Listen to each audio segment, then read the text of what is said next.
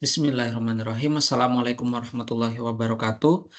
Kembali lagi bertemu dengan saya. Hari ini rekan-rekan akan belajar tentang konsep debit kebutuhan, baik itu untuk rumah tangga, perkotaan, maupun industri.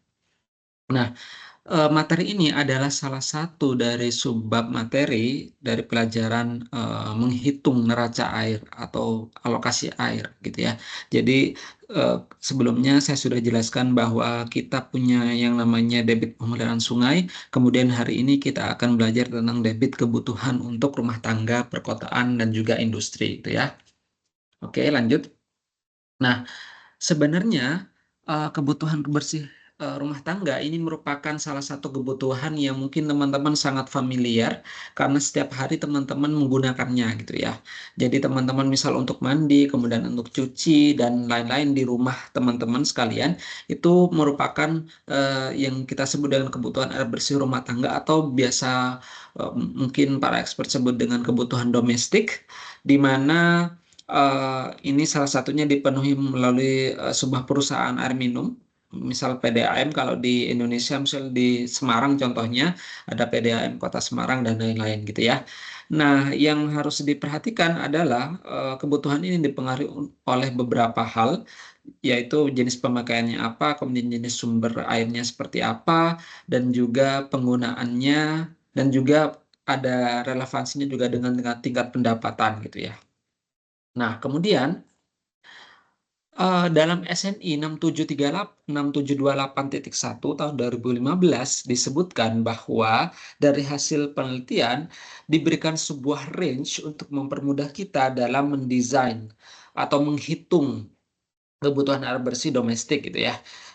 Kalau teman-teman lihat di tabel ini terdapat beberapa kategori untuk kota, mulai dari semi urban atau pedesaan gitu ya, kota kecil sampai dengan metropolitan. Nah, ini dikategorikan berdasarkan jumlah penduduk jiwanya gitu ya. Jadi misal nanti suatu saat ada kota X, misal ternyata dia memiliki jumlah penduduk 50.000, maka seharusnya dia dimasukkan ke dalam yang kota kecil ya, yang ini ya. Karena dia di 50.000. Nah, sehingga dengan jumlah penduduk tadi, teman-teman bisa kurang lebih mengestimate bahwa kebutuhannya berkisar antara 90 sampai 110 liter per orang per hari gitu ya. Jadi nanti ketika ditanya berapa sebenarnya kebutuhan totalnya, maka teman-teman tinggal mengkalikan gitu ya. Jadi misal anggaplah saya ambil ini 110 gini ya, 110. Kemudian saya tinggal mengkalikannya dengan tadi misal 50.000 gitu ya. 50.000 orang. Misal gini ya.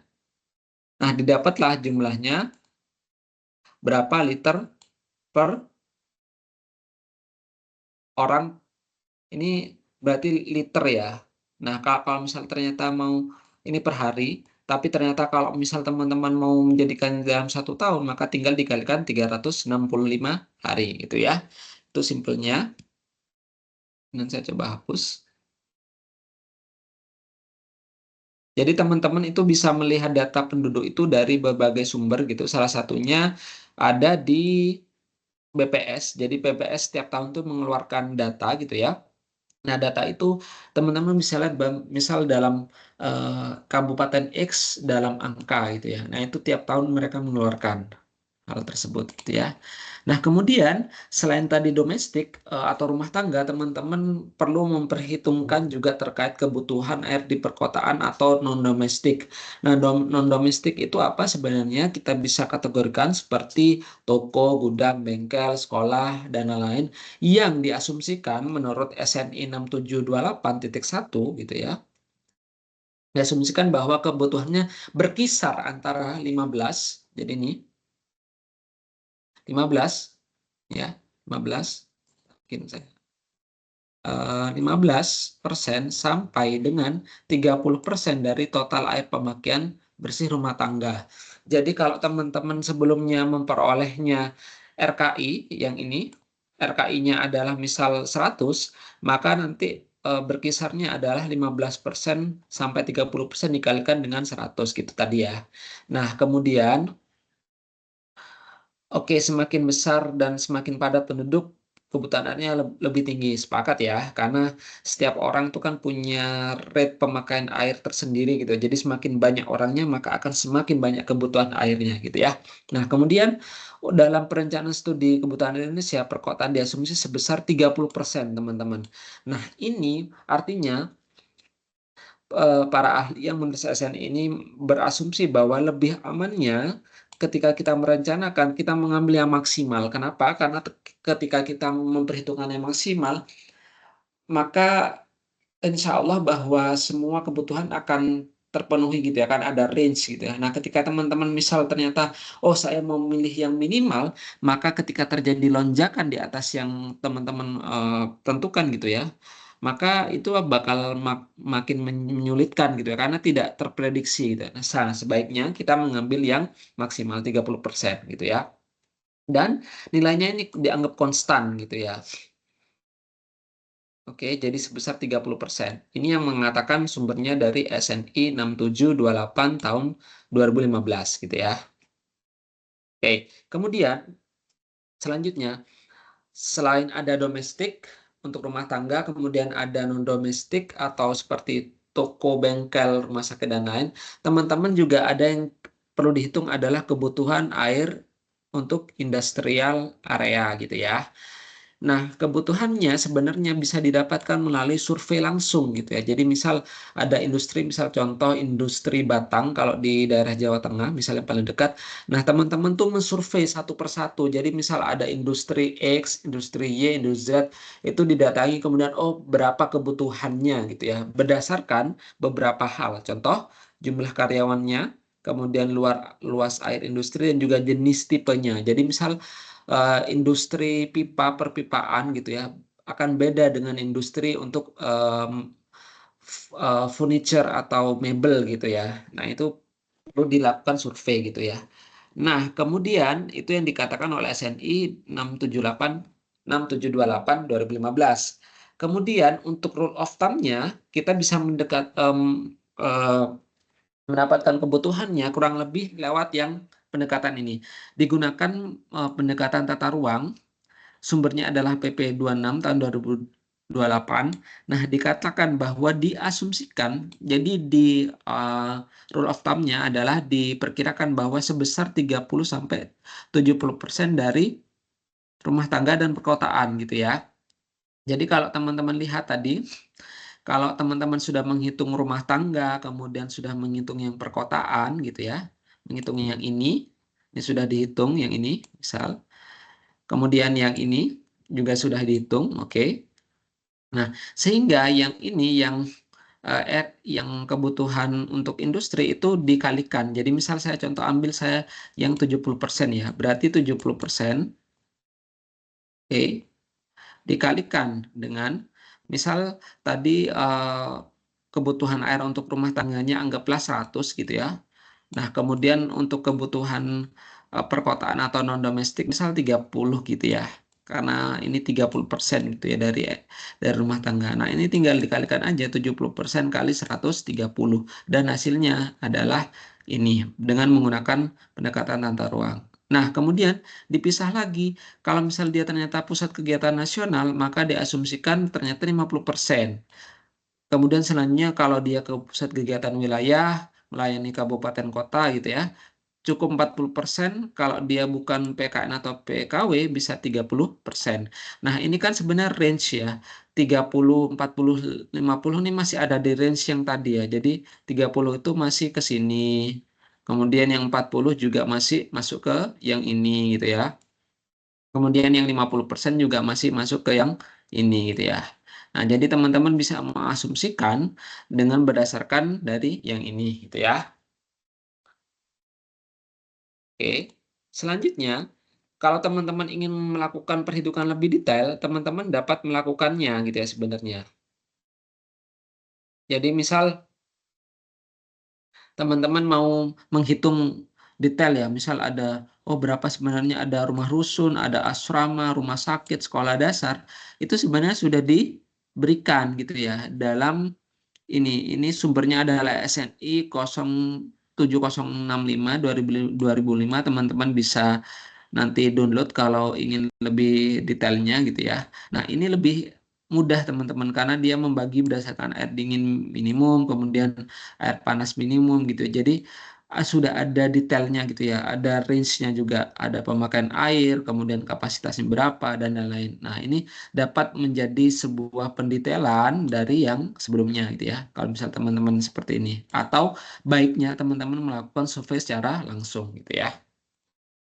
Nah, kemudian dari kita mengetahui metode proyeksi, mengetahui kebutuhannya, nah kita harus memperhatikan sebenarnya kita memproyeksi penduduknya itu berapa ya hasilnya gitu. Kenapa diperlukan proyeksi? Karena sebenarnya ketika kita membangun suatu bangunan air, misal bendungan atau bendung atau lainnya untuk menyediakan air gitu ya. Nah, itu untuk kebutuhannya bukan untuk tahun sekarang gitu ya. Misal kita 2 tahun 2025. Jadi bukan untuk tahun 2025, tapi untuk misal beberapa tahun ke depan. Misal 2000 untuk 2045 sampai 2045. Ini kenapa? Karena setiap tahun kecenderungannya jumlah penduduk itu akan naik gitu ya. Nah, sehingga kita harus bisa memprediksi ke depan sebenarnya berapa gitu ya. Jadi misal tahun ini 2025 kita prediksikan sampai tahun 2045 misalnya Indonesia emas gitu ya. Ada sekitar 20 tahun. Nah, 20 tahun ini harus di-cover oleh bangunan air kita. Jadi jumlahnya, ketersediaannya harus kurang lebih minimal menyamai apa yang dibutuhkan gitu. Itulah kenapa kita butuh proyeksi gitu ya. Nah, ada beberapa. Pertama ada aritmatik, kemudian ada geometrik. Yang membedakan adalah sebenarnya hanya pada rumusnya gitu ya. Hanya pada rumusnya. Kalau yang di aritmatik ini rumusnya adalah ketika kita bisa menghitung PT itu jumlah penduduk pada tahun X yang kita akan hitung fungsi dari jumlah penduduk pada tahun dasar. Misal teman-teman mau menghitung P-nya untuk tahun 2045 misal, itu ya, 2045. Nah, teman-teman bisa menghitung berdasarkan tahun ini. Misal yang sudah ada di survei kan 2024 misal gitu ya.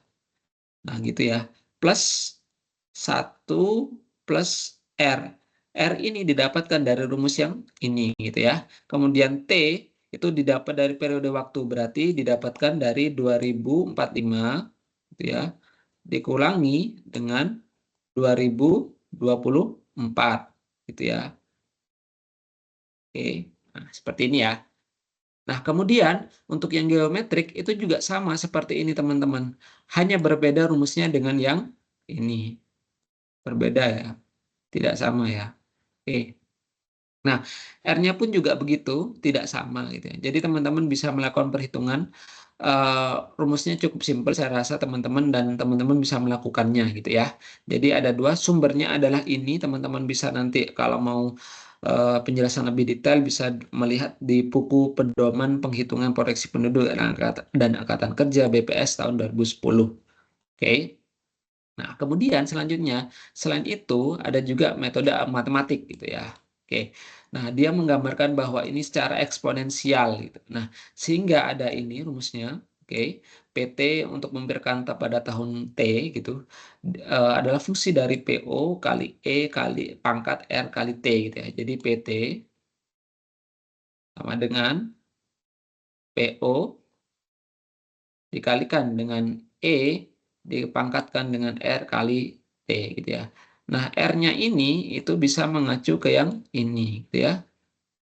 Nah, ini teman-teman. Oke. Kemudian T-nya itu misal tadi, T-nya sama. Kalau misal teman-teman mau menghitung di tahun 2045, berarti tahun base dasarnya adalah 2024, berarti 2045 dikurangi 2024 gitu ya, yang ini T-nya. Oke. E-nya itu adalah ini ya. Oke. Jadi ini kemudian base-nya, jadi teman-teman bisa menghitung R-nya juga bisa didapatkan dengan rumus yang ini. Itu ya. Oke. Kemudian selanjutnya ada metode komponen juga. Jadi ada 4 yang bisa dihitung gitu ya. Sumbernya sama dari BPS karena BPS menurut saya cukup reliable untuk mewakilkan perhitungan ini ya karena mereka memang kerjaannya itu mereka melakukan sensus dan lain-lain gitu. Nah, metode komponen ini berbedanya adalah karena menghitungnya berdasarkan beberapa kondisi real di lapangan. Jadi ada jumlah kelahiran, berapa yang jumlah yang lahir dalam satu periode tertentu, kemudian yang mati, kemudian yang masuk dan keluar gitu ya. Nah, ini sebenarnya yang menurut saya cukup reliable dengan di lapangan. Karena kenapa? Karena ini memang yang terjadi gitu ya. Ada yang lahir, kemudian ada yang mati, kemudian ada yang masuk pindah, kemudian ada yang keluar juga, keluar kota misal gitu ya. Nah, ini menurut saya lebih lebih reliable gitu ya dibandingkan tiga metode metode tadi. Nah, kemudian ini juga sama sumbernya di BPS disebutkan secara gamblang bahwa ternyata untuk pemilihannya teman-teman itu ada beberapa hal yang perlu dilihat gitu ya. Salah satunya gini, coba perhatikan yang bentuk di warna ini. Oke, jadi dikatakan bahwa kalau ternyata teman-teman mau memprediksi untuk kurang dari 5 tahun, maka metode matematik maupun metode komponen itu jumlah proyeksinya hampir tidak ada perbedaan. Jadi teman-teman bisa menggunakannya gitu ya. Nah, tapi ketika teman-teman mau memproyeksikan penduduk dalam jangka yang lebih panjang, maka metode matematik ini semakin bias gitu ya. Sehingga yang terbaik adalah yang metode komponen atau yang ini. Karena metode komponen ini memang real berdasarkan jumlah berapa yang lahir, yang mati, kemudian yang migrasi masuk dan juga keluar gitu ya. Nah, kemudian ada juga referensi lain yang menyatakan bahwa sebenarnya kita bisa memilih berdasarkan standar deviasi atau koefisien korelasi. Nah, ketika mau menggunakan ini, maka kita bisa menggunakan rumus yang ini gitu ya. S adalah fungsi dari ini XI min X rata pangkat 2 dikurangi N min 1. N-nya adalah jumlah data. Misal saya melihatnya dari tahun 2021 sampai tahun 2024, maka N-nya sama dengan 2021, 22, 23, 24 gitu ya. Ada 3 gitu ya. Ada 4 berarti, ada jumlah 4 data gitu. 4 data gitu ya. Oke. Nah, kemudian setelah teman-teman melakukan perhitungan proyeksi penduduk, misal sampai tahun 2045 misal ya. Nah, teman-teman itu bisa mendapatkan yang ini gitu ya, yang nomor ini, komponen 1 gitu, saya sebut komponen 1 gitu. Nah, kemudian teman-teman dari menghitung yang tadi, yang domestik, ini ada domestik, domestik ya. Kemudian yang ini yang non-domestik gitu ya. Kemudian yang ini industrial gitu ya. Nah, ini semua dijumlahkan gitu ya. Jadi misal domestiknya adalah 10, misal gini ya. Kemudian municipal atau non-domestiknya adalah 3. Nah, kemudian yang industrial adalah misal 7 gitu ya. Nah, ini dijumlahkan jadi 20 gitu ya. Nah, 20 ini dimasukkan ke dalam yang ini ya. Oke.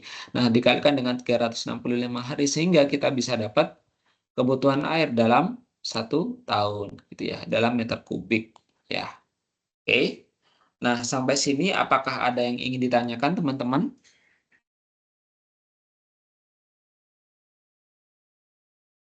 Oke, tidak ada.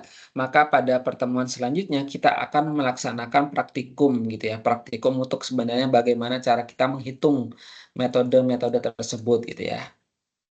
Oke, sekali lagi nggak ada yang ingin ditanyakan? Baik, terima kasih atas atensinya. Apabila ada saya kata-kata yang salah, maka saya mohon maaf. Semoga bisa bermanfaat. Assalamualaikum warahmatullahi wabarakatuh.